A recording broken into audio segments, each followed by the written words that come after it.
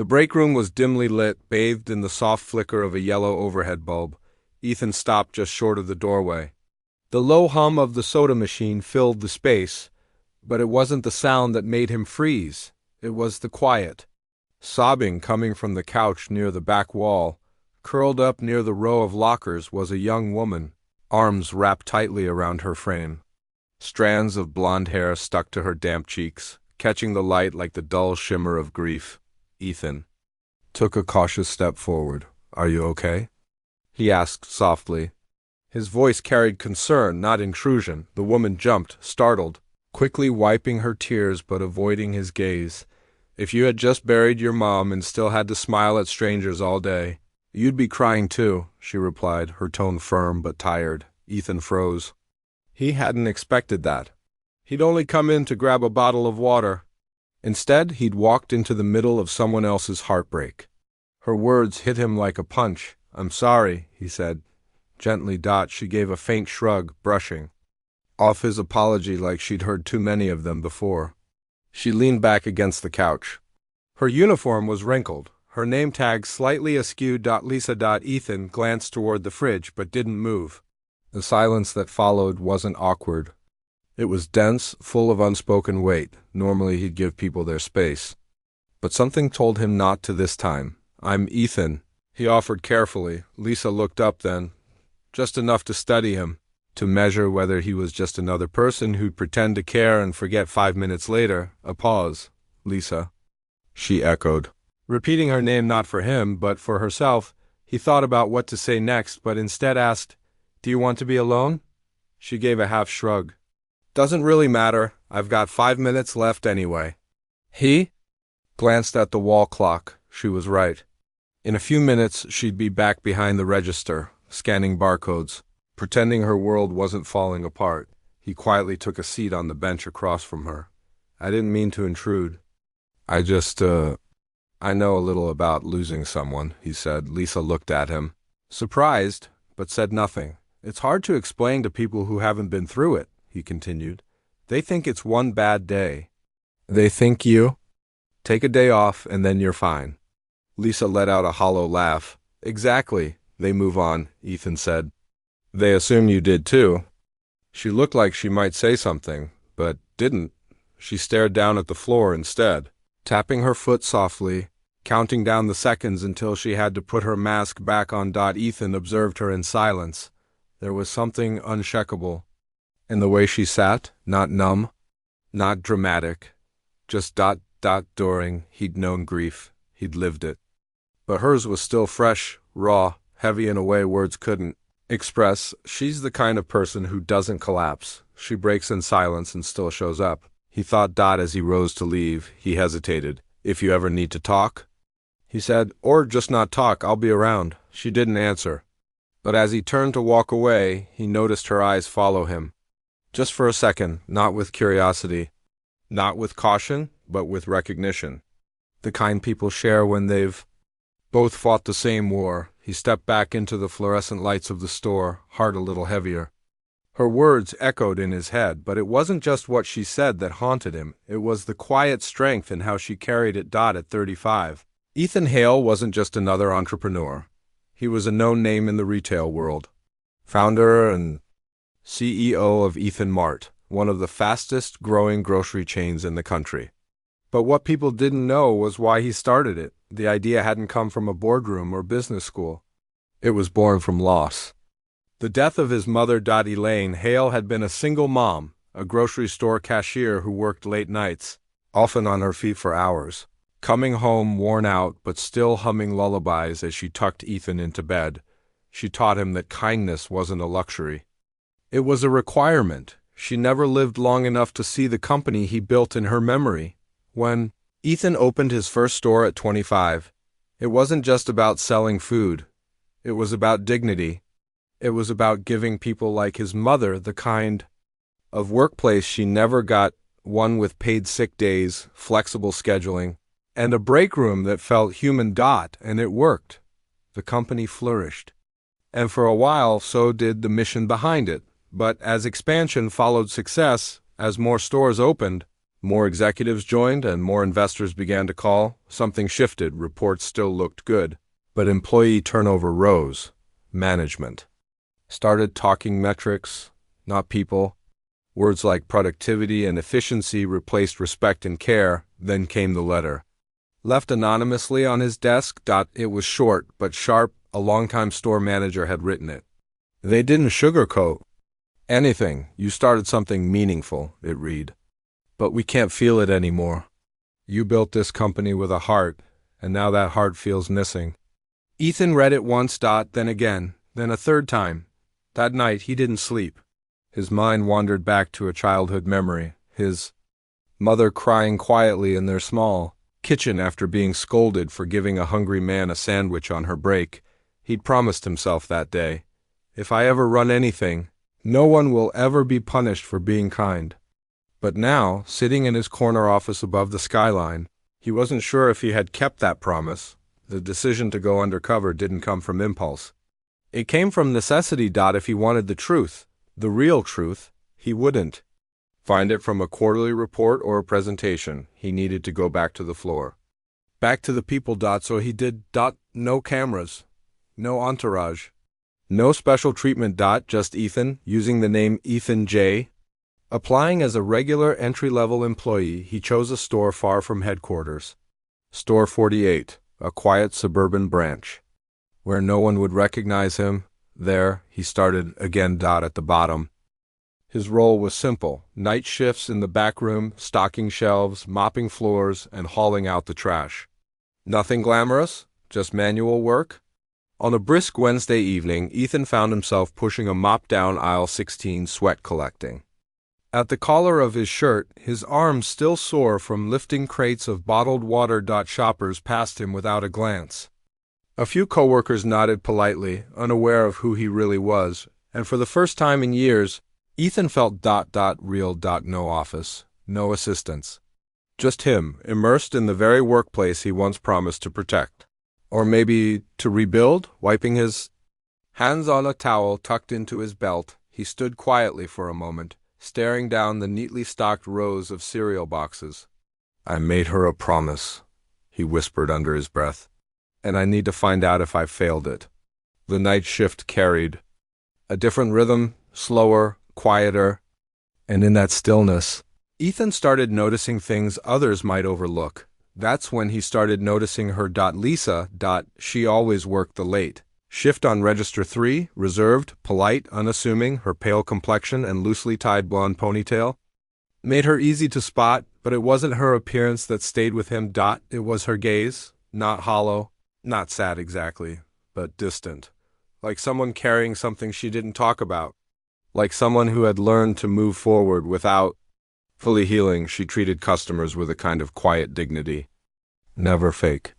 Never forced. When an elderly man came through her lane and realized he was a couple of dollars short, she slipped the change from her pocket like it was the most natural thing in the world, then smiled and sent him off with a thank you. When a toddler knocked over an entire cookie display, she knelt down beside the flustered mother, gently reassuring her while calmly picking up the mess. She didn't look for praise.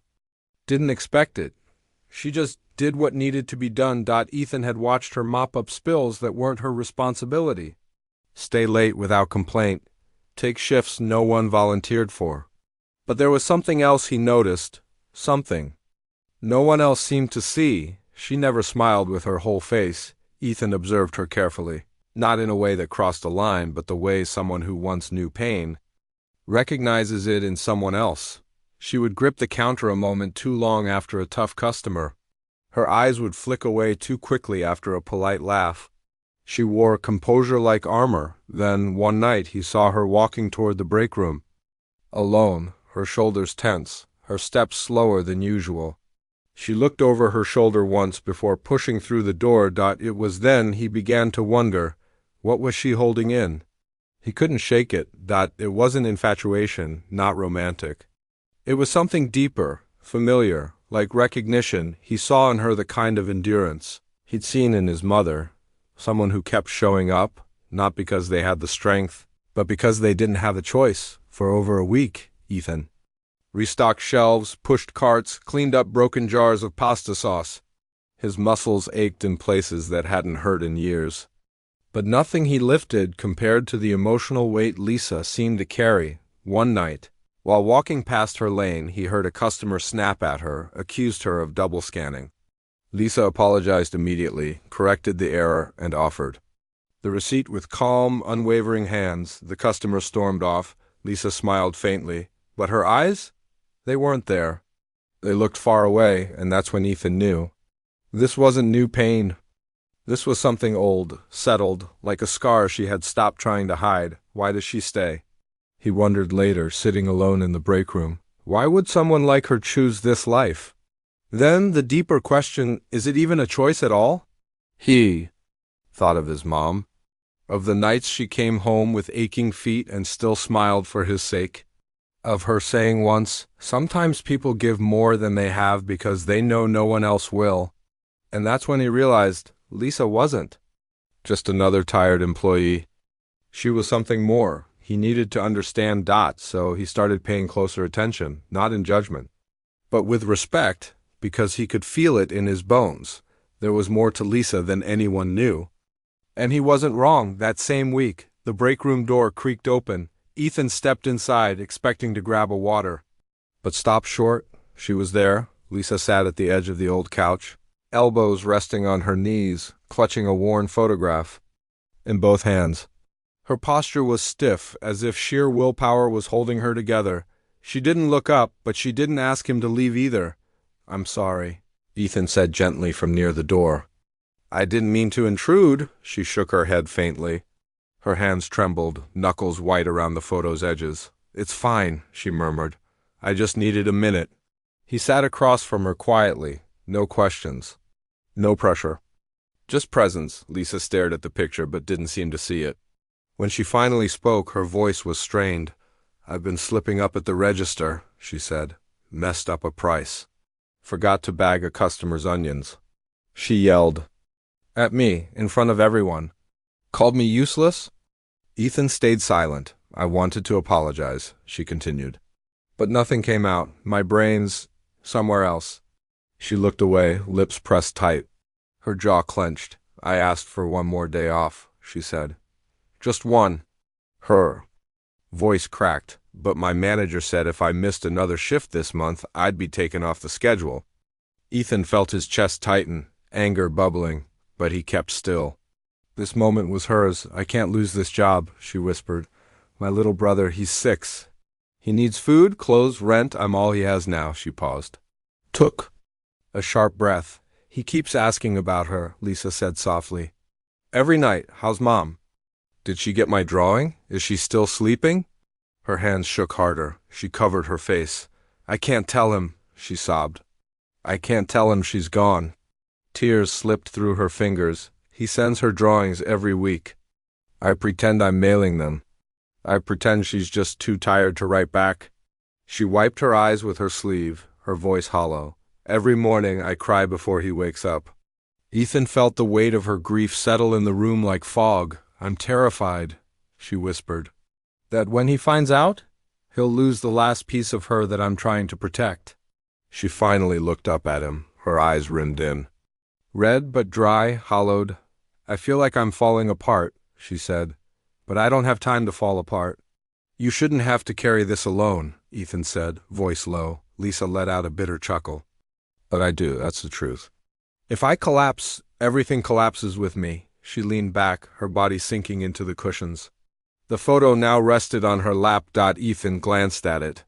3 faces smiled back. One was a little boy with bright eyes and a gap-toothed grin.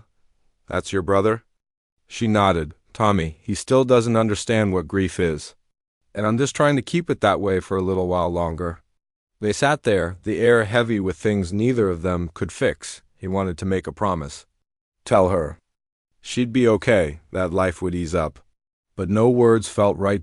So he stayed, silent, present. Lisa eventually stood, wiped her face, and straightened her wrinkled apron. I should get back, she said, her voice steady now. Ethan stood with her. If you ever need anything, just ask. She didn't respond right away. Then, barely perceptible, she gave a tiny nod and walked out. Photo still in hand. Ethan stood alone in the silence of that small room, heart aching. He had seen people break, but never like this, and he knew something had changed forever. Ethan hadn't expected to find something luminous in Lisa's darkness, a light so steady and strong.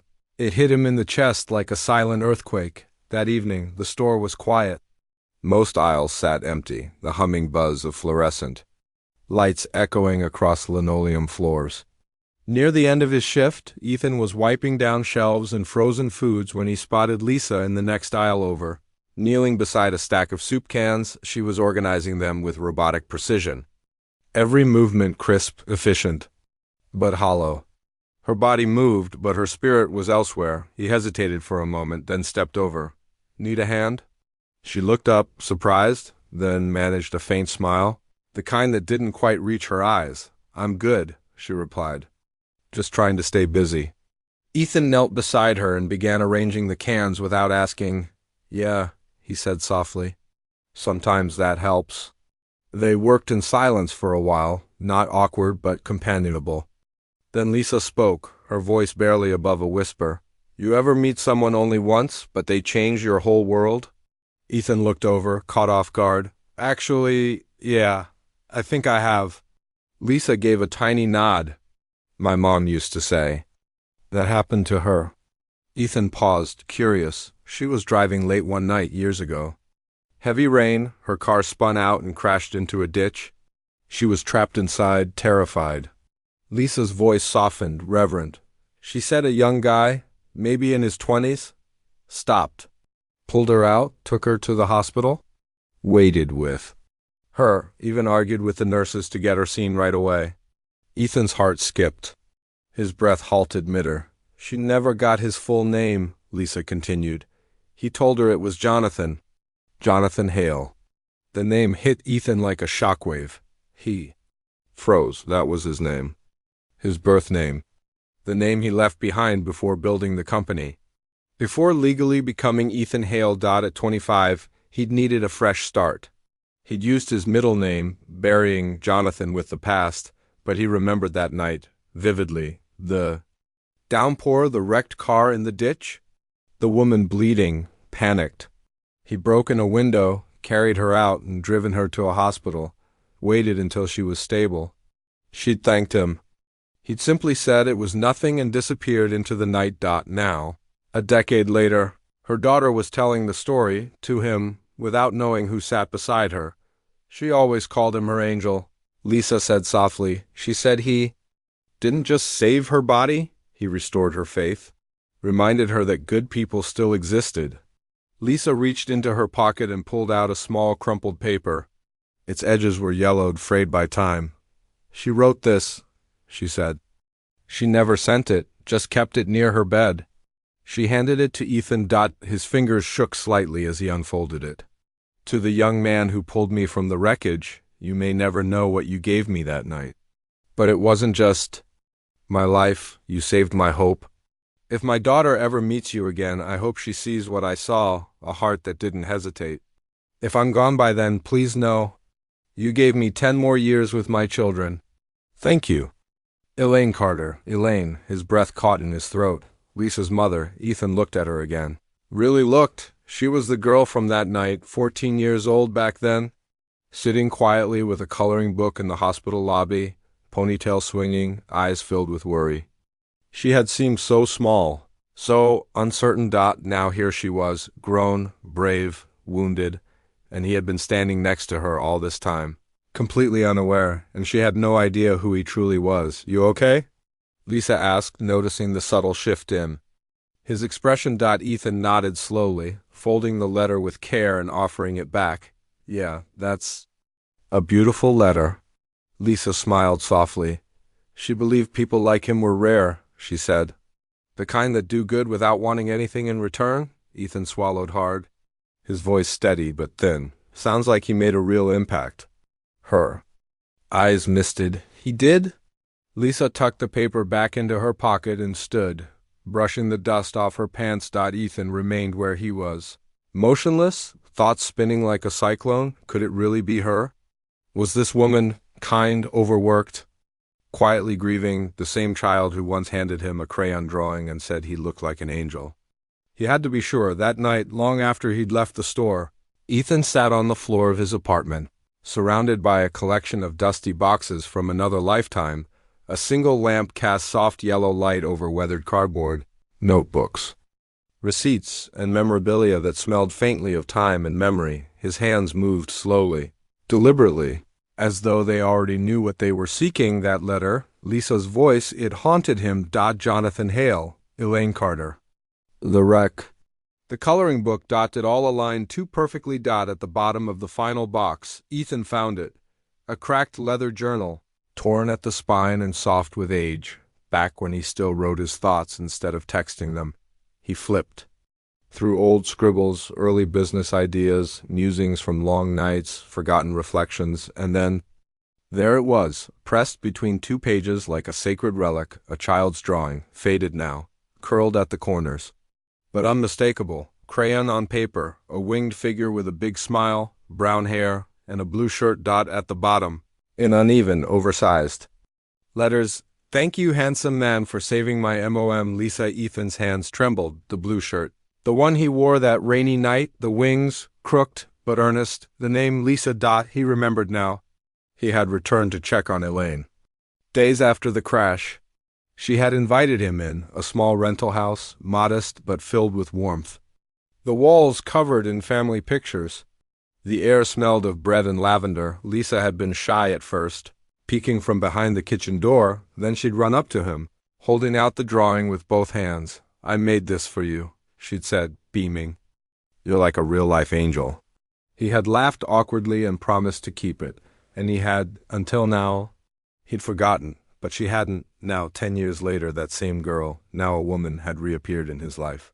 Carrying grief, raising her brother, working herself to the bone, still holding on to that sliver of goodness her mother found that night. He stared down at the drawing in his lap. Heart clenched. Tears welled up in his eyes. She remembered him. All this time, and yet she had no idea the man bagging groceries beside her, the one who listened quietly in the break room as she cried, was the same person from her story, the angel in her mother's memory. The realization hit with full force. The past had circled back, and at the center of it stood Lisa, not just a girl with quiet pain, but a reminder of a promise he had made long ago, of a version of himself he thought had disappeared beneath boardrooms and business meetings.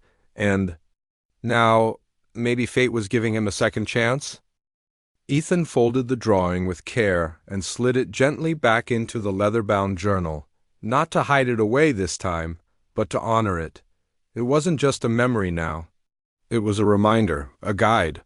He stared out the window into the still night and whispered into the darkness, "She gave me something beautiful once. Maybe it's my turn to give something back." He knew then he wouldn't disappear again. Not this time. The next morning, Ethan stood outside the store, a warm cup of coffee in hand. The breeze was crisp, trucks rumbled in the lot, and workers passed by unaware that something had shifted within him. To anyone watching, he was just another employee gearing up for a shift. But behind his calm eyes, a quiet mission had begun. That week, Ethan quietly reactivated the nonprofit he had created years ago, one named after his mother. Without drawing attention, he used it to create a support pipeline for Lisa. Care packages began arriving at her apartment every week, delivered anonymously under the name, "A Friend of Your Mother." Each box held essentials, groceries, hygiene items, books and toys for her younger brother. Sometimes a small folded note would be tucked inside. "You're not invisible. Keep moving forward. Your strength is seen, even when no one says it out loud." He knew she might question it. But he also knew she needed to believe that unseen kindness still existed, the same way her mother once had. Then came the lullaby. One night, in the quiet hum of the break room, Ethan heard Lisa humming to herself while sorting receipts. The tune was soft, barely there, but instantly familiar. It was the same lullaby her mother had quietly hummed in the hospital a decade ago. He recorded a short snippet on his phone and sent it to an old composer friend. "Can you turn this into something unforgettable?" He asked. What came back was a delicate acoustic piece, Lisa's faint humming blended beneath a gentle piano and violin melody. Ethan had it installed inside a handcrafted wooden music box. The engraving read, "For nights when silence is too loud, she's still with you." No sender, no explanation. Just the box, left outside her door. But Ethan wasn't done. There was one thing left. The drawing. That crayon sketch from a child who had called him her angel. He brought it to a framing shop and asked for museum-quality glass. No frame embellishments. Just preservation. At the bottom, in elegant gold script, he requested a single inscription. Kept, always. When the frame was finished, he wrapped it in soft tissue and had it quietly delivered to the store. No note, no name. Just a label. To Lisa, staff locker later that day. Ethan waited silently in the break room as the store manager handed Lisa the package. He kept his eyes on his clipboard, pretending to check inventory. Lisa unwrapped the parcel slowly. At first, confusion furrowed her brow. And then she stopped breathing. It was her drawing, the one she had made at 14. The crooked angel, her childlike handwriting. The golden halo, tears filled her eyes as she sank onto the couch. Her hands trembled as she clutched the glass. Who would hold on to this for so long? She whispered. She didn't move for minutes. Her fingers traced every faded line. The drawing had returned not just as a keepsake, but as living. Proof that someone out there remembered her mother? Remembered her. The music box sat unopened beside her. The weekly care packages continued to arrive. But this drawing reached a part of her no one had touched in years, and, Ethan, just feet away, said nothing. But he knew he had given her something money never could, remembrance, connection, love that asked for nothing in return. A few days later, something unexpected happened. Every employee at the store, from new hires to janitorial staff, received an invitation to a mandatory team meeting. Chairs filled the back conference room. Coffee and cookies sat untouched on the tables. Nobody knew what it was about. Lisa sat quietly near the back, the music box still tucked in her bag. Then the manager stepped aside. A man entered. It was Ethan, but this time he wasn't in uniform. He wore a blazer over a simple shirt, jeans, and confidence that made people turn their heads. He walked to the front of the room and picked up the mic. "Hi," he began, his voice calm. "Most of you know me as Ethan J., the guy in the stockroom who can't wrap a pallet straight." Laughter rippled through the room. Lisa blinked. He smiled and continued, "But that's not my full name, my real name." "Is Ethan Hale? I founded Ethan Mart 10 years ago." Gasps, murmurs. Lisa froze, eyes wide. Ethan looked straight at her. "I went undercover because I needed to know. Does this company still carry the heart it was built on? And I found it in a cashier named Lisa." All eyes turned. Lisa's breath caught. Her heart thundered. "Years ago," Ethan continued, "I helped a woman trapped in a car wreck. She had kids. One of them gave me a drawing of an angel. That little girl is here with us today." Lisa rose slowly to her feet, stunned. Her hands covered her face. "Lisa," Ethan said softly, "you reminded me that strength doesn't always roar. Sometimes it just quietly keeps showing up." He stepped toward her. "From this day forward, this company is changing. We're starting new programs for single parents. Mental health support. Benefits that mean something. We're going back to what matters, people." The room erupted in applause. Lisa didn't move. Ethan stepped closer, reached for her hand. "I met you when you were 14. You called me an angel. But the truth is, you saved me. I've loved you quietly," he continued, "not for what you pretend to be, but for the strength you don't hide." He paused, voice full of emotion. "I love you, Lisa, not because you need rescuing, but because you reminded me how to live." Silence swept the room. Lisa stepped forward and wrapped her arms around him. A soft whisper followed. "Yes." They didn't celebrate in five-star hotels. That weekend, they walked through her neighborhood, shared tacos from a street vendor, laughed under flickering lampposts. Ethan didn't check his emails. He just held her hand like it meant everything. One afternoon, Lisa took him and Tommy to the cemetery. They placed white daisies at her mother's grave. Tommy knelt and laid down a crayon drawing beside the stone. Ethan knelt too, resting a hand on the boy's shoulder. "I didn't know your mom like you did," he said softly. "But I think she'd be proud." Tommy looked up. "Do you think she knows?" Ethan nodded. "She knows." He turned to the grave and whispered, "I promise. I'll protect them always." Lisa stood behind them, tears in her eyes. Ethan reached for her hand. Together, the three of them stood in the breeze, no words needed. Just the quiet truth. They had found their way home. What began as a tear in a break room ended with a promise. Beneath the sky, a promise made not with grand gestures but with quiet, patient love. Ethan rediscovered his purpose. Lisa found a hand to hold. Tommy found someone who would never leave. If this story stirred your heart, reminded you that kindness still exists, and made you believe again in the quiet heroes among us, subscribe to Heartfelt Stories. We tell the stories that never leave you, like, share, and stay kind.